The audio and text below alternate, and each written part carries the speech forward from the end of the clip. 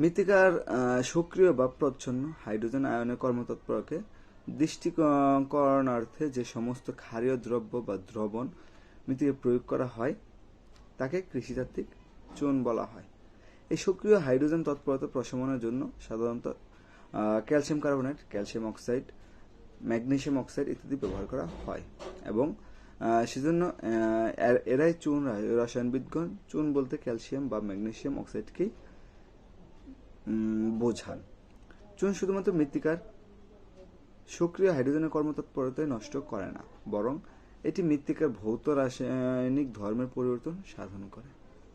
যে কোনো কারণেই হোক মৃত্তিকা পিএইচ মান 7-এর চেয়ে কমে গেলে তখন মৃত্তিকা সক্রিয় হাইড্রোজেন এর কর্মকাণ্ড বা ক্ষতিকারক প্রভাব দূরীকরণার্থে ক্যালসিয়াম বা ম্যাগনেসিয়াম গঠিত দ্রব্য প্রয়োগ করাকে চূনাকরণ বলে। অন্য কথায় বলা চলে, চূনাকরণ হলো চুন জাতীয় উপকরণ প্রয়োগের দ্বারা মৃত্তিকা অম্লজনিত ক্ষতিকর প্রতিক্রিয়া প্রশমন করা।